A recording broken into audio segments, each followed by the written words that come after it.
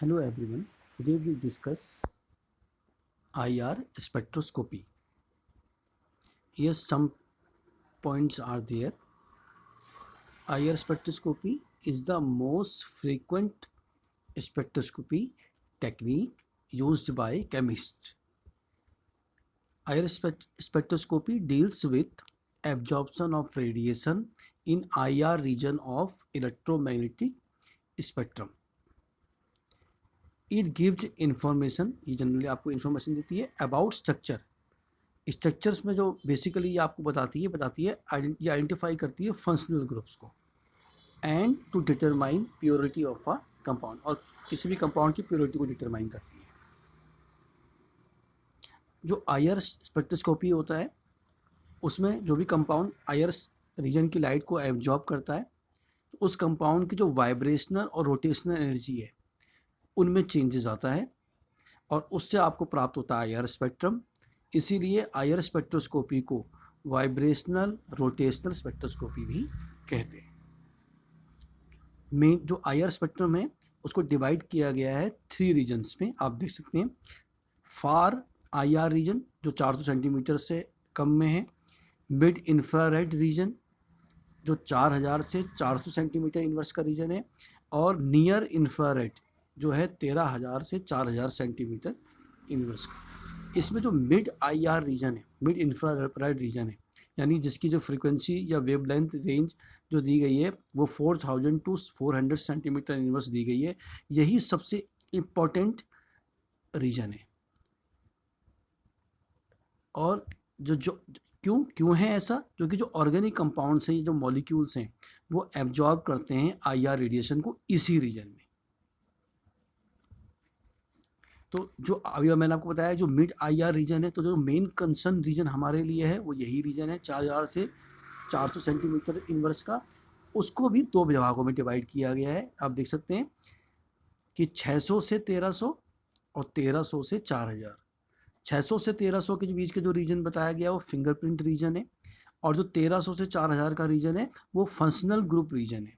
यानी इसमें functional group जो होंगे जो वो आईआर रेडिएशन एब्जॉर्ब करेंगे उसके करस्पॉन्डिंग जो स्पेक्ट्रम प्राप्त होगा वो फंक्शनल ग्रुप रीजन के कारण प्राप्त होगा. और जो ये रीजन है 1300-600 का, उसमें फिंगरप्रिंट रीजन कहा गया. अब फिंगरप्रिंट रीजन के बारे में थोड़ा सा बताया गया है. जो फिंगरप्रिंट रीजन है वो वहाँ पे क्या है, कॉम्प्लिकेटेड सीरीज ऑफ एब्जॉर्प्शन. इस रीजन में आपको नंबर ऑफ एब्जॉर्प्शन बैंड मिलेंगे, नंबर ऑफ एब्जॉर्प्शन बैंड. ये किस कारण से होते हैं? Due to bending motion. अभी आगे हम डिस्कस करेंगे. बेंडिंग मोशंस के कारण होते हैं. और इनके कारण क्या होते हैं, ये कैरेक्टरिस्टिक्स होते हैं पूरे मॉलिक्यूल्स के या किसी उसके लार्ज फ्रैक्शन के. तो लार्ज फ्रैक्शन या पूरे मॉलिक्यूल के बारे में जो इन्फॉर्मेशन प्रोवाइड करता है आपको वो रीजन कहलाता है फिंगरप्रिंट रीजन. जैसे हम पहले से जानते हैं, जैसे हर पर्सन के जो यूनिक फिंगरप्रिंट होते हैं, किन्हीं भी 2 पर्सन्स का फिंगरप्रिंट सेम नहीं होता. उसी तरह 2 कंपाउंड्स का भी जो फिंगरप्रिंट रीजन में जो बैंड्स आएंगे या जो लाइंस आएंगी या वहाँ पे जो स्पेक्ट्रम का जो पैटर्न होगा वो कभी भी एक सा नहीं होगा. इसीलिए इस रीजन को बोला गया है फिंगरप्रिंट रीजन. इसके नीचे मैंने आपको बताया एक्सेप्ट एनेंशियोमर्स. यदि हम एनेंशियोमर्स को छोड़ दें तो कोई भी जो 2 कंपाउंड्स हैं उनका कभी भी आईआर स्पेक्ट्रम जो होगा वो एक समान नहीं होगा. उसमें कुछ ना कुछ क्या होगा, डिफरेंस होगा. इसी कारण से इसी को रीजन को कहा जाता है फिंगरप्रिंट रीजन. जैसे यहाँ पे एग्जांपल के तौर पे बताया गया है, जैसे आप देख सकते हैं ये एक कंपाउंड है, तो ये दोनों क्या है, आप कॉन्फिगरेशनल आइसोमर्स है. अगर आप देख सकते हैं इसमें OH जो है 1 पोजीशन में, इसमें OH जो है 2 सेकंड पोजीशंस में. ये प्रोपेनॉल 1 है, ये प्रोपेनॉल 2 है. तो जब इसका आईआर स्पेक्ट्रम आप देखेंगे तो जो फंक्शनल ग्रुप रीजन है वहाँ पे आपको सेम पैटर्न मिलेगा. मतलब जो पैटर्न इस कंपाउंड का होगा वो इसका भी होगा. लेकिन अगर आप फिंगरप्रिंट रीजन जब आप देखेंगे तो वहाँ पर पैटर्न क्या होगा, डिफरेंट होगा. तो इसलिए आप ये कह सकते हैं कि ये जो 2 कंपाउंड्स हैं ये एक सेम नहीं है, अलग अलग कंपाउंड्स हैं. Origin of IR spectroscopy. तो इसमें बताया गया है कि यदि जो IR रेडिएशन है, जो इलेक्ट्रोमैग्नेटिक स्पेक्ट्रम में IR रेडिएशन है, IR की जो रेंज है, यदि उसमें जो मॉलिक्यूल है वो एब्जॉर्ब करेगा रेडिएशन 100 सेंटीमीटर इनवर्स से कम का, तो ट्रांजिशन जो होगा सिर्फ रोटेशनल एनर्जी लेवल्स के बीच में होगा।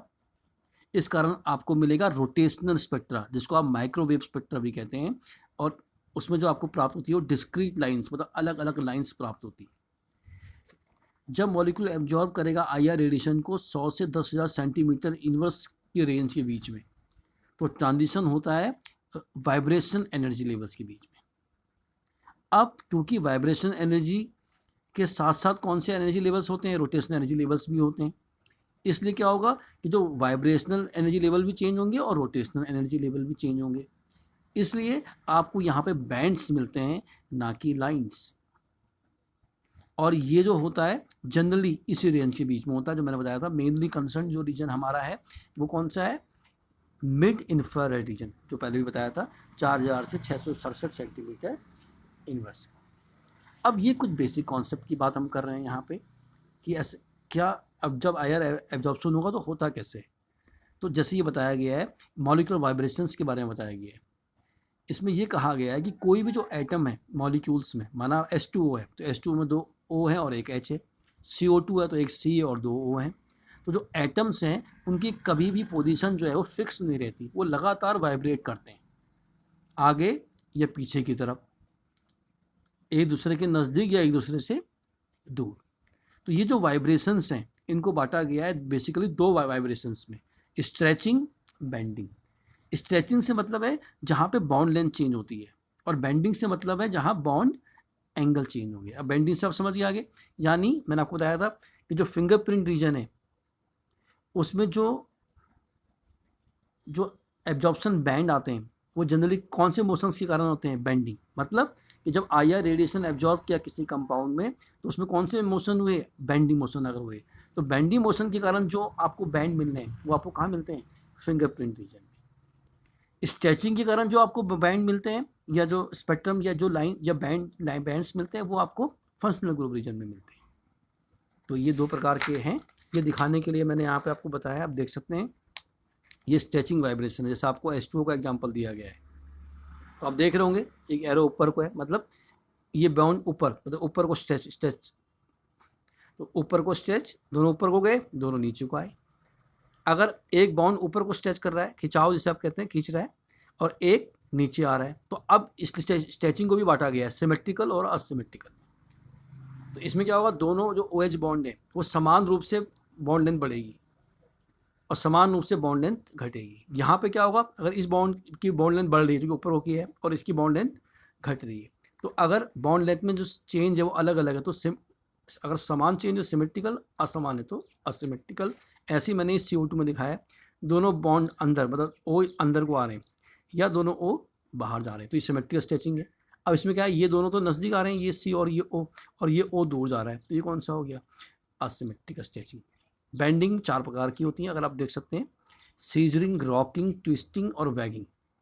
इसमें आप देखते हैं सीजरिंग जैसे कैची नुमा, दोनों ये, जैसे आप मान लीजिए ये एग्जांपल CH2 का है तो ये CHH, तो इसको दिखाने के लिए कैसे किया है, ये दोनों जो हैं ये दूसरे के नज़दीक आ रहे हैं। जैसे कैची आप देखते होंगे नज़दीक आ रहे हैं, नज़दीक आएंगे दूर जाएंगे, तो ये सीजरिंग है। रॉकिंग, एक की साइड को, जैसे दोनों इधर गए, ये दोनों इधर गए।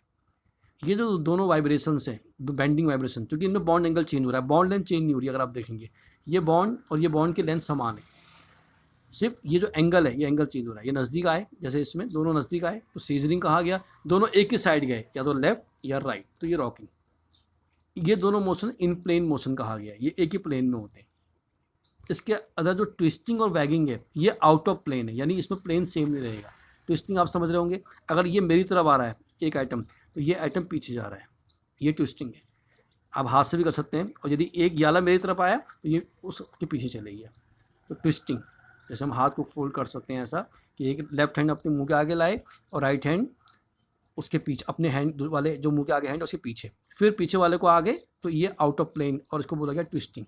और ऐसी वैगिंग, वैगिंग क्या है कि आप दोनों हाथ लीजिए, दोनों हाथ को एक साथ नीचे ले जाइए, एक साथ ऊपर ले जाइए, तो अगर ऐसा है तो ये वैगिंग है।